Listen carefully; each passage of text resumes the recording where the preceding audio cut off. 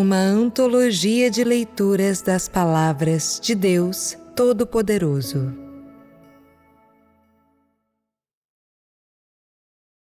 O próprio Deus, o único, 3. A autoridade de Deus, 2.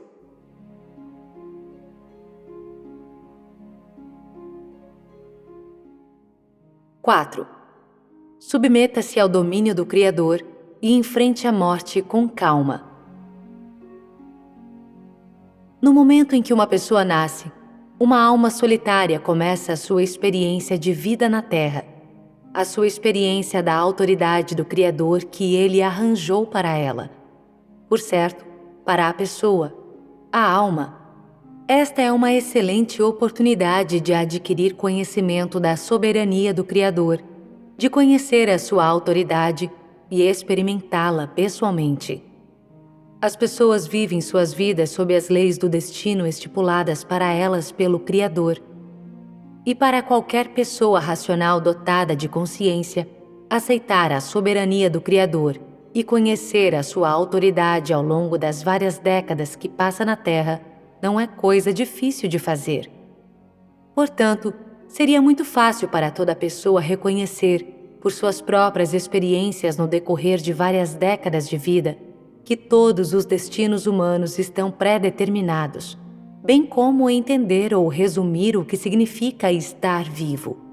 Ao mesmo tempo em que se aceita essas lições de vida, paulatinamente chega-se a entender de onde vem a vida, a compreender o que o coração necessita de verdade, o que se levará para a verdadeira senda da vida, quais deveriam ser a missão e a meta da vida humana, e aos poucos reconhece-se que se a pessoa não adorar o Criador, se não ficar sob seu domínio, quando se defrontar com a morte, quando sua alma estiver prestes a enfrentar o Criador mais uma vez, seu coração será tomado de pavor e desassossego ilimitados. Se uma pessoa tem existido no mundo por um punhado de décadas e ainda não chegou a saber de onde vem a vida humana, nem reconheceu quem tem o destino humano em suas mãos, então não é de surpreender que ela não seja capaz de enfrentar a morte serenamente. Alguém que adquiriu o conhecimento da soberania do Criador após experimentar várias décadas de vida é uma pessoa com correta apreciação do significado e do valor da vida. Uma pessoa com profundo conhecimento do propósito da vida, com real experiência e compreensão da soberania do Criador, e ainda mais, uma pessoa capaz de submeter-se à autoridade do Criador. Tal pessoa compreende o significado da criação da humanidade por Deus. Compreende que o homem deve adorar o Criador, que tudo que o homem possui vem dele e a ele voltará algum dia não distante no futuro. Tal pessoa compreende que o Criador arranja o nascimento do homem e tem soberania sobre sua morte, e que tanto a vida quanto a morte são pré-determinadas pela autoridade do Criador.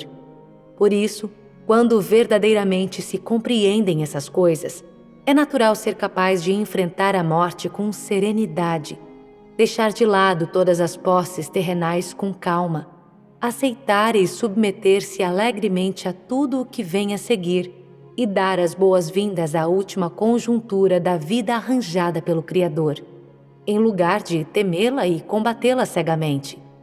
Se uma pessoa que vê a vida como uma oportunidade de experimentar a soberania do Criador e chegar a conhecer a sua autoridade, se ela vê a sua vida como uma chance rara de cumprir seu dever como ser humano criado e realizar a sua missão, necessariamente terá a perspectiva correta sobre a vida, viverá uma vida abençoada e guiada pelo Criador, andará à sua luz, conhecerá a sua soberania, submeter-se-á a seu domínio, será testemunha de seus feitos milagrosos e de sua autoridade.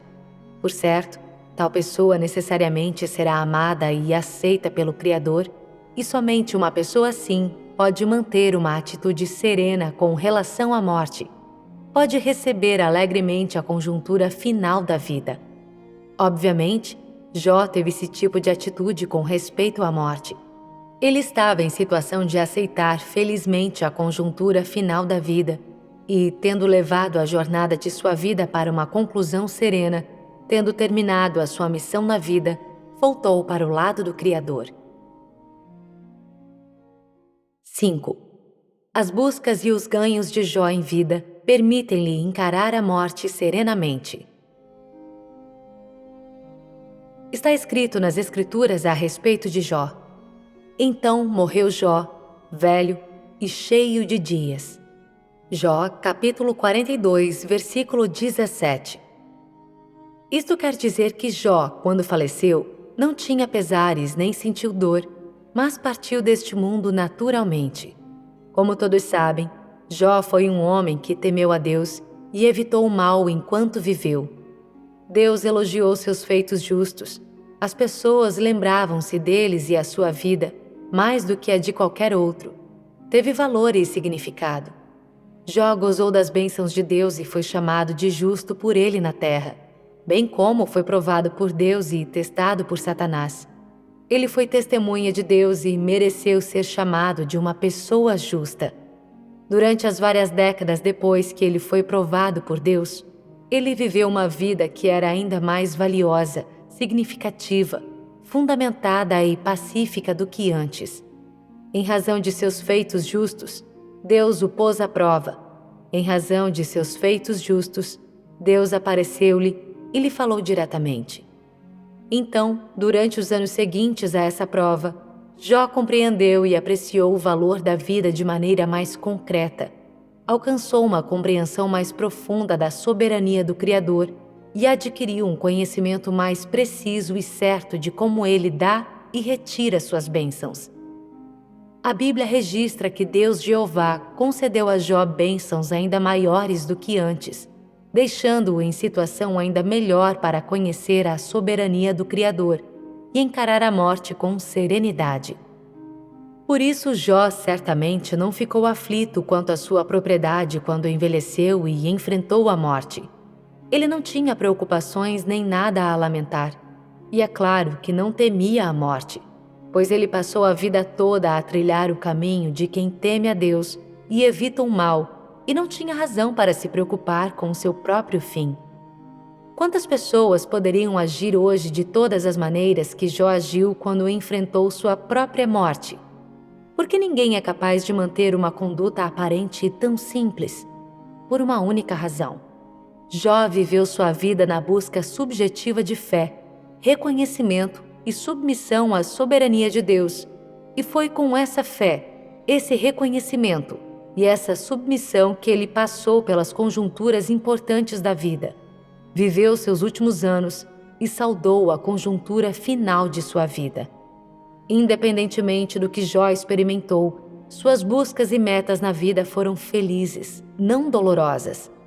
Ele era feliz não só devido às bênçãos ou ao elogio que o Criador lhe concedeu, como o que é mais importante, devido às suas buscas e suas metas de vida, devido ao conhecimento gradual e à verdadeira compreensão da soberania do Criador que ele conseguiu ao temer a Deus e evitando o mal, e além disso, devido aos maravilhosos feitos dele que Jó experimentou pessoalmente durante seu tempo como objeto da soberania do Criador, e as experiências e recordações calorosas e inesquecíveis de coexistência, familiaridade e mútua compreensão entre o homem e Deus. Devido ao conforto e à felicidade decorrentes de conhecer a vontade do Criador, devido à reverência que surgiu depois de observar que Ele é grande, maravilhoso, amável e fiel. A razão pela qual Jó foi capaz de enfrentar a morte sem qualquer sofrimento foi que ele sabia que, ao morrer, voltaria para o lado do Criador. E foram suas buscas e seus ganhos em vida que lhe permitiram encarar a morte serenamente, encarar com o coração tranquilo a perspectiva de o Criador tomar de volta sua vida e, ademais, ilibado e livre de preocupação, ficar diante do Criador. Podem as pessoas de hoje conseguir o tipo de felicidade que Jó possuía? Vocês estão em condições de fazê-lo? Uma vez que as pessoas da atualidade estão, porque não conseguem viver com felicidade como Jó? Por que não conseguem se poupar de sofrer o medo da morte? Em face da morte, algumas pessoas se molham, outras tremem, desmaiam, vociferam contra o céu e o homem, até lamuriam e choram. Essas reações não são de modo algum as que ocorrem subitamente quando a morte se aproxima. As pessoas têm comportamentos constrangedores como esses, principalmente porque, no fundo de seus corações, elas temem a morte, porque não têm conhecimento e apreciação claros da soberania de Deus e de seus arranjos, muito menos se submetem verdadeiramente a eles, porque elas não querem nada além de arranjar e governar tudo sozinhas, controlar seus próprios destinos, suas vidas e sua morte. Não é de surpreender, portanto, que as pessoas nunca consigam evitar o medo da morte. 6. Só aceitando a soberania do Criador se pode voltar para seu lado. Quando não se tem conhecimento claro e experiência da soberania de Deus e de seus arranjos, o conhecimento do destino e da morte será necessariamente incoerente. As pessoas não conseguem enxergar com clareza que tudo isso está nas mãos de Deus. Não percebem que Ele tem controle e exerce soberania sobre elas. Não reconhecem que o homem não pode se livrar nem escapar de tal soberania. Então, quando elas enfrentam a morte, suas últimas palavras, preocupações e remorsos não têm fim. Elas ficam oprimidas sob tanta bagagem, tanta relutância, tanta confusão. E tudo isso faz com que tenham medo da morte. Para toda pessoa nascida neste mundo, o nascimento é necessário e a morte inevitável, e ninguém pode ir além deste curso. Se alguém deseja sair deste mundo sem sofrimento, se alguém quer ser capaz de encarar a conjuntura final da vida sem relutância nem preocupação, a única maneira é não deixar remorsos. E a única maneira de ir embora sem remorsos é conhecer a soberania do Criador, conhecer a sua autoridade e submeter-se a elas. Só assim é possível manter-se longe das discórdias humanas, do mal, da servidão a Satanás. Só assim é possível viver uma vida como a de Jó, guiada e abençoada pelo Criador, uma vida livre e liberta, uma vida com valor e significado, uma vida que é honesta e sincera. Só assim é possível submeter-se, como Jó, a ser provado e despojado pelo Criador, submeter-se às suas orquestrações e seus arranjos. Só assim é possível adorar o Criador a vida inteira e ganhar seu elogio, como Jó, e ouvir sua voz, vê-lo aparecer. Só assim é possível viver e morrer felizmente como Jó, sem dor, sem preocupação, sem remorsos. Só assim é possível viver na luz como Jó, passar por todas as conjunturas da vida na luz, concluir sem dificuldades a jornada na luz, realizar a missão, experimentar, aprender e chegar a conhecer a soberania do Criador como ser criado, com sucesso e falecer na luz, e depois permanecer para sempre ao lado do Criador como um ser humano criado, elogiado por Ele. Não perca a oportunidade de conhecer a soberania do Criador. As 6 conjunturas acima descritas são fases cruciais traçadas pelo Criador pelas quais toda pessoa normal deve passar em sua vida. Todas essas conjunturas são reais. Não é possível evitar nenhuma delas e todas têm relação com a predeterminação do Criador e a sua soberania. Logo, cada uma dessas conjunturas é uma barreira importante para o ser humano. E como passar por elas sem dificuldades é uma questão muito séria que todos vocês enfrentam agora. O punhado de décadas que constitui uma vida humana não é longo nem curto. Os 20 e tantos anos entre o nascimento e a maioridade passam num piscar de olhos. E mesmo que nesse ponto da vida as pessoas sejam consideradas adultas, quem está nessa faixa etária sabe quase nada sobre a vida e o destino do ser humano. À medida que ganham mais experiência, eles vão entrando gradualmente na meia-idade. Pessoas nos seus 30 e 40 anos adquirem uma experiência nascente da vida e do destino, mas suas ideias sobre essas coisas ainda são muito confusas. Não é até os 40 anos de idade que algumas pessoas começam a compreender a humanidade e o universo, que foram criados por Deus para captar do que se trata a vida humana, do que se trata o destino. Algumas pessoas, mesmo sendo seguidoras de Deus há muito tempo e já de meia idade, ainda não têm um conhecimento exato e uma definição da soberania de Deus, muito menos verdadeira submissão.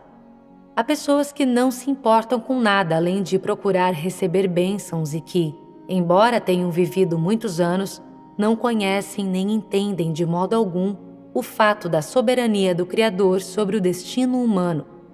E, portanto, não entraram nem um pouco a lição prática de se submeterem às orquestrações e aos arranjos de Deus. Tais pessoas são completamente tolas. Tais pessoas vivem suas vidas em vão. Se a vida de uma pessoa for dividida de acordo com seu grau de experiência de vida e seu conhecimento do destino humano, ela consistirá aproximadamente de 3 fases. A primeira fase é a juventude, os anos entre o nascimento e a meia-idade, ou do nascimento aos 30 anos. A segunda fase é a da maturação, da meia-idade à velhice, ou dos 30 aos 60. E a terceira fase é o período da maturidade, da velhice, a partir dos 60 anos, até a pessoa ir embora do mundo.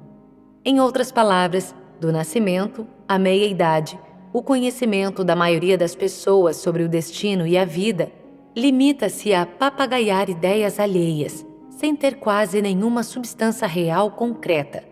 Durante esse período, o ponto de vista sobre a vida e o modo de se traçar o próprio caminho no mundo são muito superficiais e ingênuos.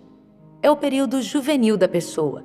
Só depois de experimentar todas as alegrias e tristezas da vida é que a pessoa ganha uma real compreensão do destino e, paulatinamente, de maneira subconsciente, no fundo do coração, chega a apreciar a irreversibilidade do destino e se dá conta de que a soberania do Criador sobre o destino humano existe de fato.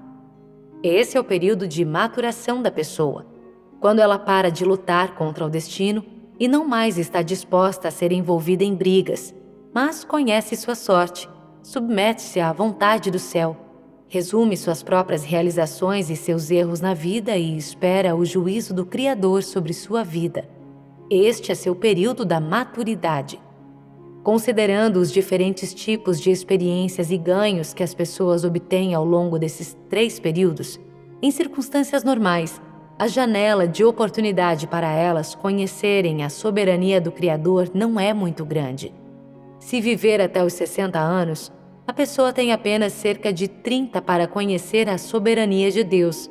Se ela quiser mais tempo, isso só será possível se ela viver o bastante, se puder viver um século. Por isso eu digo que, conforme as leis normais da existência humana, embora seja um processo muito longo desde que a pessoa se depara pela primeira vez com a questão de conhecer a soberania do Criador, até ela ser capaz de reconhecer o fato da soberania de Deus, e dali até o momento em que é capaz de se submeter a ela, se a gente contar mesmo os anos, não há mais de 30 ou 40 durante os quais se tem a chance de ganhar essas recompensas. E com frequência, as pessoas se empolgam com seus desejos e suas ambições de receber bênçãos. Elas não conseguem discernir onde reside a essência da vida humana, não entendem a importância de conhecer a soberania do Criador e por isso não acalentam a preciosa oportunidade de entrar no mundo humano para experimentar a vida humana, experimentar a soberania do Criador, e não percebem quão inestimável é para um ser criado receber a orientação pessoal do Criador. Então eu digo, as pessoas que querem que a obra de Deus acabe rápido, que desejam que Deus arranje o fim do homem assim que possível para poderem contemplar de imediato a sua pessoa real e logo ser abençoadas, são culpadas do pior tipo de desobediência e tolas ao extremo. E aquelas que desejam, durante seu tempo limitado, aproveitar essa oportunidade única de conhecer a soberania do Criador. Essas são as pessoas sábias, brilhantes. Esses dois desejos diferentes expõem duas perspectivas e buscas enormemente diferentes. Aqueles que buscam bênção são egoístas e desprezíveis. Eles não mostram consideração alguma pela vontade de Deus. Nunca procuram conhecer a sua soberania. Nunca desejam submeter-se a ela. Simplesmente querem viver como lhes agrada. São degenerados felizes. São uma categoria que há de ser destruída. Aqueles que procuram conhecer a Deus são capazes de pôr de lado seus desejos. Estão dispostos a submeter-se à soberania e aos arranjos de Deus. Eles tentam ser o tipo de pessoa que é submissa à autoridade de Deus e satisfaz seu desejo. Tais pessoas vivem na luz, vivem em meio às bênçãos de Deus. Elas certamente serão elogiadas por Ele. Seja qual for a escolha humana, é inútil. Os seres humanos não têm poder para decidir quanto tempo levará a obra de Deus. É melhor que as pessoas se ponham à mercê de Deus, se submetam à sua soberania. Se você não se puser à mercê dele, o que poderá fazer? Será que Deus sofrerá uma perda? Se você não se puser à mercê dele, se você tentar se encarregar, estará fazendo uma escolha tola e será o único a sofrer uma perda no fim. Somente se as pessoas cooperarem com Deus o mais rápido possível, somente se elas se apressarem em aceitar suas orquestrações, conhecerem sua autoridade e entenderem tudo o que Ele fez por elas, é que terão esperança. Suas vidas não serão vividas em vão e alcançarão a salvação.